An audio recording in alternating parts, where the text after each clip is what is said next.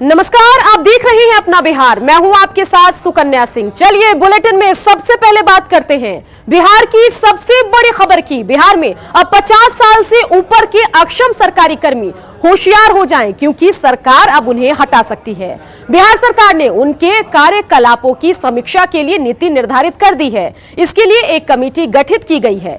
यही कमेटी उनके काम की समीक्षा करेगी, जिसके बाद सरकार हटाने पर फैसला ले सकती है। समिति हर साल 2 बार इसकी समीक्षा करेगी। जिन कर्मचारियों की उम्र जुलाई से दिसंबर के बीच 50 साल से ज्यादा होने वाली है, तो उसके मामलों की समीक्षा उसी वर्ष जून में होगी। वहीं जनवरी से जून के महीने में जिनकी उम्र 50 से ऊपर होने वाली है, उनके मामलों की समीक्षा इससे पहले ही दिसंबर में की जाएगी। फिलहाल ये निर्देश केवल गृह विभाग के लिए है, जिसे जल्द ही दूसरे विभाग भी अमल में ला सकते हैं। तो क्या कुछ निर्णय है वो जरा देखिए। 50 साल के ज्यादा के अक्षम सरकारी कर्मी हटेंगे, उनके काम की सरकार समीक्षा करेगी। हर साल 2 बार काम की समीक्षा होगी। तो मतलब साफ है कि अगर आप सरकारी कर्मी हैं, आपकी उम्र 50 से ज्यादा है, तो आपके काम की समीक्षा साल में 2 बार की जाएगी। और अगर आप ईमानदारी से अपना काम कर रहे हैं, कुशलता का ध्यान रख रहे हैं, आपका आचार व्यवहार जो है आने वाले लोगों के साथ ठीक ठाक है, तो आपकी नौकरी बचेगी, नहीं तो आपको रिटायर कर दिया जाएगा। जो 2 कमेटी का गठन किया गया है, उसके हिसाब से पहली कमेटी की अध्यक्षता अपर मुख्य सचिव करेंगे। वहीं उनकी टीम में सचिव, विशेष सचिव और विभागीय मुख्य निगरानी पदाधिकारी रहेंगे। साथ ही इनके पास ए समूह के कर्मचारियों के काम की समीक्षा की जिम्मेदारी होगी।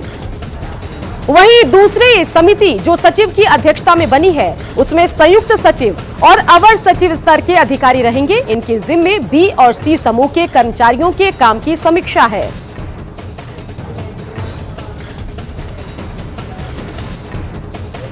तो ये देखिए, सचिव की अध्यक्षता वाली कमेटी कैसी रहेगी, वो भी हम आपको यहां पर दिखा रहे हैं।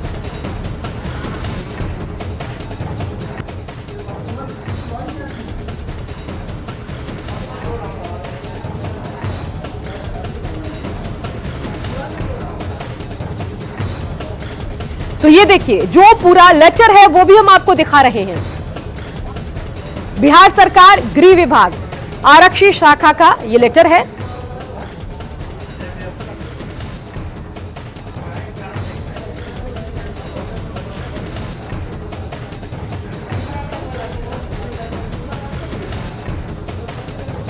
चलिए अब बताते हैं कि ये दोनों समिति आखिर करेंगे क्या।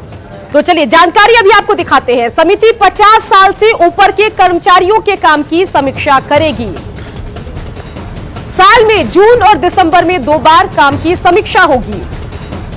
इस समीक्षा के आधार पर विभागों की अनुशंसा भेजेगी। और अगर कर्मी जो हैं वो अक्षम होते हैं, तो उनको जबरन रिटायरमेंट की उनकी शुरुआत हो जाएगी। जबरन उनको रिटायर कर दिया जाएगा। तो सरकार के नए फैसले का जहां कुछ कर्मचारी स्वागत कर रहे हैं, वहीं कुछ कर्मचारियों ने इसे गलत कहा है। कुछ कर्मचारियों का कहना है कि 80 साल तक बिना काम के नेतागिरी करते हैं, तो फिर कर्मचारी में ये सब क्यों देख रहे हैं। मान लीजिए कि काम करने में जो अक्षम है, अगर वो सरकार रिटायर करा दे रही है तो कोई दिक्कत नहीं है। अब जो काम कर ही नहीं सकता है आदमी कार्यालय में, तो उसको करा ही देने में भलाई है कि उसके जगह पर दूसरा कोई आएगा तो अपना करेगा। बिल्कुल नहीं, मतलब स्वागत करते हैं इस्तीफा। मतलब 50 वर्ष में अगर कर्मचारी काम करने लायक नहीं रहते हैं, तो और लोग कैसे रह सकते हैं, यही बात है ना। वो तो खैर सोचना पड़ेगा भाई। अच्छे लोग तो वही काम करेंगे ना जिसको सरकार क्या कहेंगे। अच्छे काम और क्या बोले, अब ऐसा बातें बोल रहे हैं। जो काम नहीं कर रहे हैं, काम बिहार के मुख्यमंत्री हैं, वो अच्छे काम कर रहे हैं। वो अच्छे काम कर रहे हैं। मुख्यमंत्री जी अच्छा काम कर रहे हैं। वो अपने आप को सही हैं।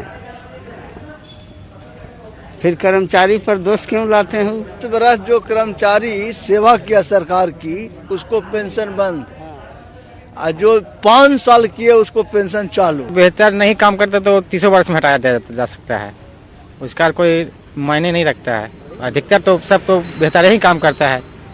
सरकार यहाँ का बेहतर काम नहीं कर रही है, हम लोग को हटाया जा रहा है। चलिए सीधा रुख करते हैं पटना का, जहां से हमारे संवाददाता रवि एस नारायण हमारे साथ जुड़ गए हैं। रवि, सरकार का फैसला, निर्णय क्या कुछ रहा वो हमने अभी अपने दर्शकों को समझाया। जो सरकारी कर्मी है उनका रिएक्शन भी दिखाया, लेकिन जो रिएक्शन है उससे साफ पता लग रहा है कि फैसले से नाराजगी है और सीधे सवाल नेताओं पर ही उठा रहे हैं कि अगर आप 80 साल तक नेतागिरी कर सकते हैं तो हमारे काम से आपको क्या दिक्कत है।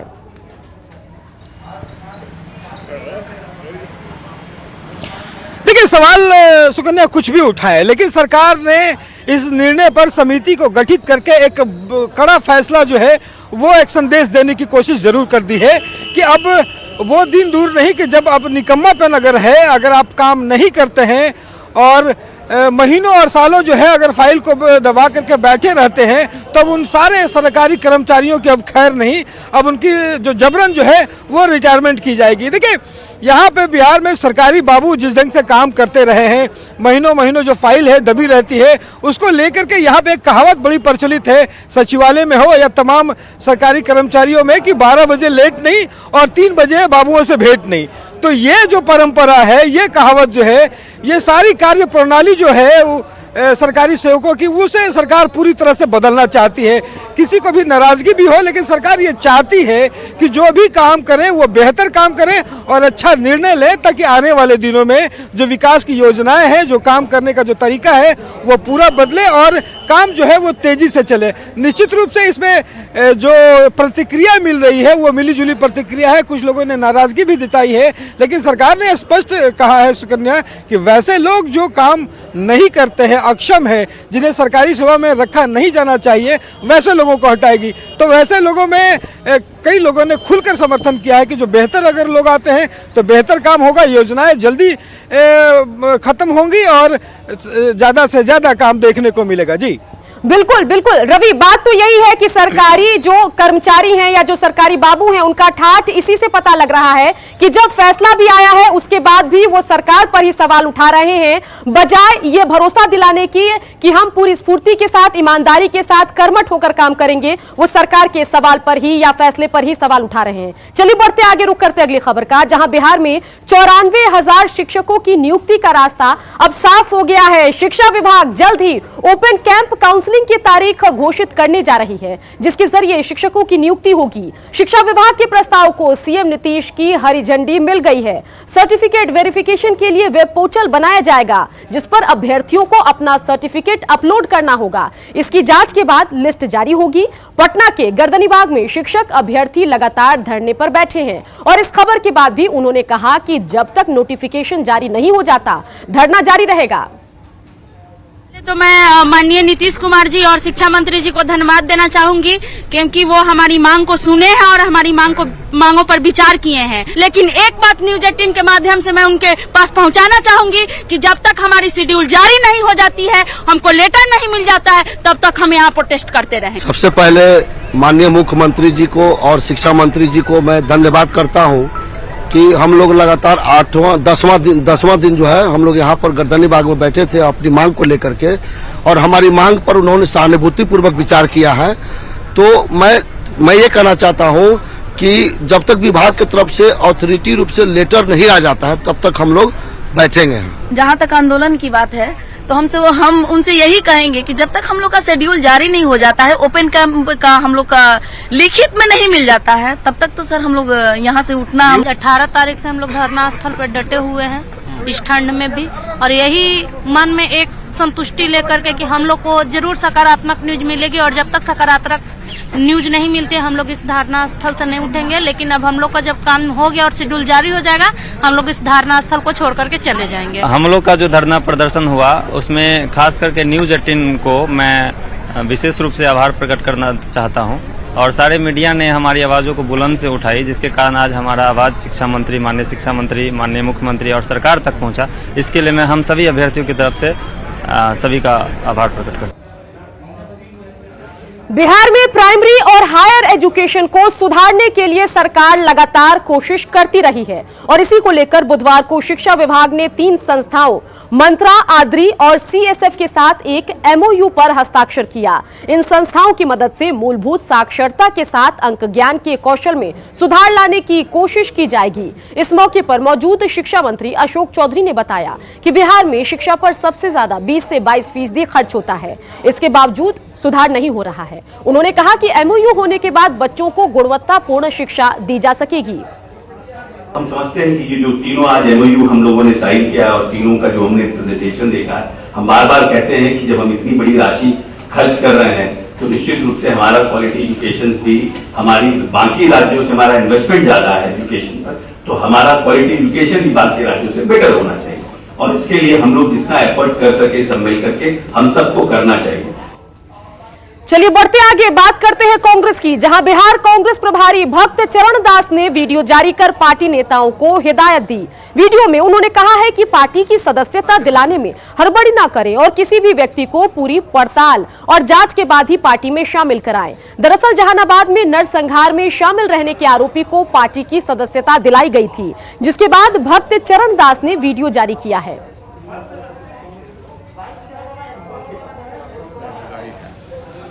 प्रेसिडेंट, राज्य प्रेसिडेंट और समस्त कार्यकारी अध्यक्ष जो हैं, इन सभी लोगों से निवेदन है कि हमारे दौरा के कांग्रेस पार्टी के जो जिला में अधिकारी हैं, जिला प्रेसिडेंट, राज्य प्रेसिडेंट और समस्त कार्यकारी अध्यक्ष जो हैं, इन सभी लोगों से निवेदन है कि हमारे दौरा के पहले या उसी समय कोई भी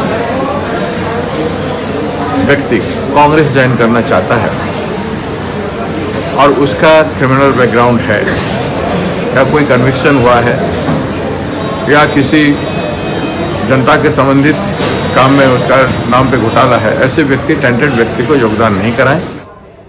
अब प्रभारी भक्त चरण दास के आदेश के मायने क्या कुछ है, इसे जरा समझने की कोशिश करते हैं। तो बताएं कि बिहार में कांग्रेस खुद को मजबूत करने की कोशिश में है और यही वजह है कि पार्टी खुद को पाक साफ दिखाने का प्रयास कर रही है, क्योंकि किसी भी दागी व्यक्ति के शामिल होने से पार्टी की किरकिरी होती है। नए प्रभारी पार्टी को कोई विवादों में घसीटना नहीं चाहते। अगर पार्टी किसी अन्य मुद्दों पर नहीं घिरेगी तो सरकार को घेरना आसान हो जाएगा। तो 26 जनवरी को किसान आंदोलन के दौरान हिंसा पर बिहार में सियासत शुरू हो गई है। कांग्रेस के बिहार प्रभारी भक्त चरण दास ने हिंसा के लिए बीजेपी पर आरोप लगाया और कहा हिंसा करने वाले किसान नहीं, बीजेपी के कार्यकर्ता थे। उन्होंने कहा कि केंद्र की साजिश पर पूरी घटना को अंजाम दिया गया। भक्त चरण दास ने दोषी लोगों पर कार्रवाई की मांग की। किसान के जगह पर उस दिल्ली के अंदर, किसान तो दिल्ली के चारों ओर घिरे हुए हैं, दिल्ली के अंदर जो भी छोटे मोटे किसान लोगों का रैली हुआ उसको भंग करने के लिए, उस जो सेंस ऑफ किसान आंदोलन को खत्म करने के लिए, हिंसात्मक कलर देने के लिए ये सब रवैया सरकार से जुड़े हुए लोग किए हैं, बीजेपी से जुड़े हुए लोगों का ये साजिश है। बिहार के 3 जिलों को क्राइम जंक्शन आखिर क्यों कहा जा रहा है, इसे समझने के लिए 7 दिन के भीतर 3 जिलों की 10 बड़ी वारदातों की बात करते हैं। चलिए सबसे पहले बात करते हैं 27 जनवरी की, जहां मुंगेर में बीजेपी नेता पर जानलेवा हमला हुआ। तो पहला मामला देखिए, 3 जिले 7 दिन कई अपराध। 20 जनवरी मुंगेर में शिक्षक को गोली मारी गई। 19 से 20 जनवरी की भी बात कर लेते हैं, जहां पर मुंगेर में पोस्ट ऑफिस एजेंट से लूट की गई। वहीं 27 जनवरी को समस्तीपुर में सो रहे युवक की निर्मम हत्या कर दी गई। और 27 जनवरी को ही, जी हां, 21 जनवरी को समस्तीपुर में क्या कुछ हुआ वो भी आप देखिए।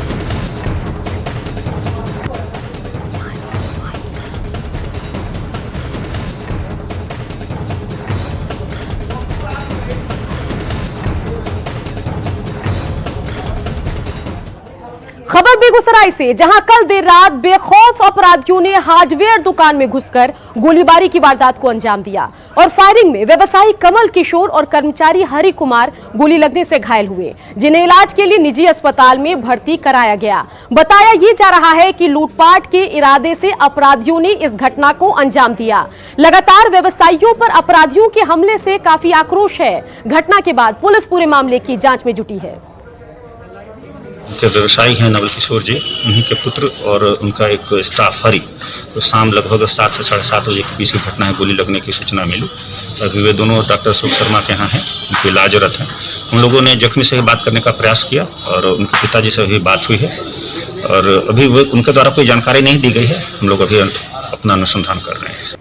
पूर्णिया के पुनरासर जूट पार्क में लगी आग पर अब काबू पा लिया गया है और आग पर काबू पाने में 5 जिलों की दमकल की 13 टीमों को करीब 12 घंटे लगे और इस भीषण आगजनी में करोड़ों की संपत्ति को नुकसान पहुंचा। जूट पार्क के जीएम का कहना है कि शॉर्ट सर्किट से आग लगी। आग बुझ जाने के बाद जूट पार्क का जायजा लिया हमारे संवाददाता कुमार प्रवीण ने। मैं अभी मौजूद हूँ पूर्णिया के मरंगा स्थित पुनरासर जूट मिल में और आप देख सकते हैं कि यहाँ पर कल शाम में भीषण आग लगी थी और ये फैक्ट्री जो है ये पूरी तरह जलकर राख हो गई है। आप देख सकते हैं कि ये जो बड़ी बड़ी मशीनें हैं ये सारी मशीनें पूरा जलकर राख हो गई है। जो रॉ मटेरियल है वो रॉ मटेरियल भी जलकर राख हो गई है। 13 दमकल की टीम जो कई जिलों से लगभग 5 जिलों से दमकल की टीम आई थी, वो दमकल की टीमों के द्वारा लगभग 12 घंटे की कड़ी मशक्कत के बाद आग पर काबू पाया गया। हमारे साथ यहाँ के जीएम हैं जितेंद्र सिंह, आइए हम इनसे बात करते हैं कि क्या स्थिति रहा, कैसे आग लगी। कल शॉर्ट सर्किट से हम लोग का फायर हुआ और हवा के चलते एक बैग चारों तरफ आग फैल गया। फैलने के चलते कंट्रोल नहीं पकड़ पाया। उसके बाद हम लोगों ने दमकल को खबर दी। दमकल भी बहुत तुरंत आया। कंट्रोल करते करते रात को 1-1:30 बजे जाके कंट्रोल हुआ फायर। क्या अनुमान लगाया करोड़ों की क्षति? उससे ज्यादा ही होगा, करोड़ों से ज्यादा की क्षति है। अच्छा, यहाँ पे फायर से बचने के लिए क्या व्यवस्था थी? सारी व्यवस्थाएं थी, किंतु उस समय एंड वक्त में थोड़ा सा हम लोग का मिस्टेक हुआ, पानी का कमी हो गया। जो हम लोग का हाइड्रेंट था वो काम नहीं किया। जो हॉस्टल में पानी आना चाहिए था वो पानी नहीं आ पाया उस समय। वजह क्या था इसकी, क्यों नहीं आ पाया? अभी इसका वजह कुछ नहीं बोला जा सकता है, मैंने बाई चांस से कैसे हुआ ऐसा। तो इस मिल में जो भीषण आग लगी जिसमें कि करोड़ों की संपत्ति जलकर राख हो गई है, जो मशीनें थी वो सारी मशीनें जलकर राख हो गई। रात में करीब 2 बजे तक आग पर कंट्रोल पाया गया है। इसके बावजूद अभी भी आप देख सकते हैं कि जो पीछे में जूट का सामान है उसमें अभी भी आग पकड़ा हुआ है। हालांकि कई दमकल की गाड़ियां अभी भी काम कर रही है, लगातार काम कर रही है और आग पर काबू पाने का प्रयास किया जा रहा है। कुमार प्रवीण, न्यूज़ 18 पूर्णिया। बुधवार को जेडीयू के पूर्व प्रदेश अध्यक्ष वशिष्ठ नारायण सिंह ने सीएम नीतीश कुमार पर लिखे गए पुस्तक जनता का सेवक का विमोचन किया। वशिष्ठ नारायण सिंह के मुताबिक पुस्तक में नीतीश कुमार के पूरे कार्यकाल का जिक्र है। जेडीयू नेता सफक बानो की इस पुस्तक में सीएम नीतीश कुमार ने बिहार को कैसे तरक्की के रास्ते पर पहुंचाया, इसका वर्णन किया गया है। इसने जो व्यक्ति परिश्रमी हो, जिसने बिहार की तस्वीर और बिहार को एक बीमारू राज्य से विकसित राज्य में परिणत करने में जो भूमिका रही है, इसकी लेखनी ने उसको समेटने का काम किया। मुजफ्फरपुर में आज से सेना की बहाली शुरू हुई है। ये बहाली 8 फरवरी तक चलेगी। बहाली में मुजफ्फरपुर के अलावा दरभंगा, सीतामढ़ी, शिवहर, पूर्वी चंपारण, पश्चिमी चंपारण, समस्तीपुर और मधुबनी के युवा शामिल हो सकते हैं। 28 जनवरी से 30 जनवरी तक सेना में टेक्निकल पदों पर बहाली होगी। 31 जनवरी से 5 फरवरी तक जीडी और 6 से 9 फरवरी तक ट्रेन्ड मैन की बहाली होगी। सेना की ओर से कहा गया है कि कोई अभ्यर्थी दलालों के चक्कर में न पड़े। मुजफ्फरपुर के चक्कर मैदान में आयोजित सेना की रैली बहाली का जायजा लिया न्यूज़ 18 संवाददाता सुधीर कुमार ने। सेना ने युवाओं के लिए एक बड़ा अवसर दिया है मुजफ्फरपुर के आर्मी रिक्रूटमेंट सेंटर पर। यहाँ बहाली की प्रक्रिया शुरू हो गई है और आप देखिए कि सेना में बहाली के लिए 8 जिलों के लिए भर्ती रैली आयोजित की जा रही है, जिसमें तकरीबन 50,000 युवाओं ने इसमें आवेदन किया है और आज से उनकी प्रक्रिया शुरू हो गई है। लगभग 4000 युवाओं ने टेक्निकल ट्रेड के लिए अपना दौड़ लगाया है और उसके बाद ये फिजिकल जांच उनकी हो रही है, इनके रिटन टेस्ट होंगे और इन तमाम जांच के दौर से गुजरने के बाद इनकी बहाली होगी। तो मुजफ्फरपुर के चक्कर मैदान जो सेना का मैदान है उसमें यह बहाली प्रक्रिया जो आज से शुरू हुई है 1 महीने तक यह जारी रहेगी और इस दौरान जितने भी यूथ क्वालिफाइड होंगे, जो फिजिकली फिट होंगे, मेडिकली फिट होंगे या फिर वो रिटन टेस्ट क्वालिफाई करेंगे, उन तमाम लोगों को यहाँ बहाल किया जाएगा और इसमें सुरक्षा का पूरा प्रबंध किया गया है। जिला प्रशासन ने भी इसमें सहयोग किया है। इसमें अलग अलग पॉइंट्स पर लगभग 3 दर्जन मजिस्ट्रेट्स लगाए गए हैं। चूँकि एक बड़ी संभावना यह जताई जाती है कि ये जो लड़के हैं दलालों के चक्कर में ना पड़े, तो सेना ने उसकी भी फुल प्रूफ प्लानिंग की है कि कोई भी युवक उनके चक्कर में ना पड़े। चूँकि पूरी पारदर्शिता और पूरी अच्छे तरीके से यहाँ बहाली की प्रक्रिया शुरू हुई है और इसको लेकर युवाओं में खासा उत्साह देखा जा रहा है। एक और जानकारी मैं देना चाहूँगा कि जो भी यूथ इसमें भर्ती होना चाहते हैं उनके लिए 48 घंटे के अंदर का जो कोरोना जांच टेस्ट रिपोर्ट है वह होना अनिवार्य है, जिसमें असंक्रमित और कोरोना मुक्त उन्हें दिखाना पड़ेगा। चूँकि कोरोना काल के बाद यह बहाली बड़ी बहाली की जा रही है, युवाओं के लिए बड़ा अवसर है, तो संक्रमण न हो इसका भी खास ख्याल रखा जा रहा है। तो मुजफ्फरपुर के चक्कर मैदान में ज़िले के अलावे सीतामढ़ी, मधुबनी, शिवहर, चंपारण, वैशाली और समस्तीपुर ज़िलों के लिए यह खुला अवसर है और आज पहले दिन लगभग 4000 युवा यहाँ पहुँचे हैं जो टेक्निकल ट्रेड में उनकी बहाली होगी। इसके बाद जनरल ड्यूटीज़ के लिए भी उनकी बहाली होगी। तो करियर का यह अवसर युवाओं के लिए खासा उत्साहजनक है, वहीं एक सैनिक के रूप में देश की सेवा करने का एक बड़ा अवसर भी है। सुधीर कुमार, न्यूज़ 18, मुजफ्फरपुर। कटिहार से थोड़ी राहत भरी खबर आ रही है, जहां आज कुहासा कम है लेकिन कनकनी बरकरार है और इस कड़ाके की ठंड में मॉर्निंग वॉक करने आए लोगों से बात की संवाददाता सुब्रत गुहा ने।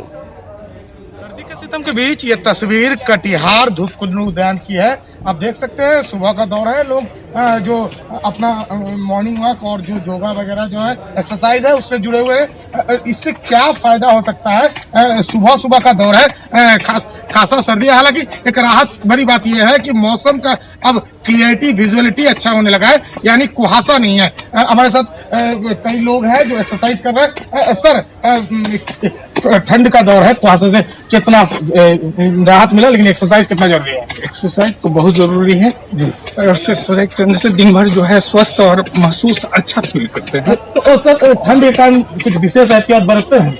बिल्कुल, क्यों नहीं बरतते हैं।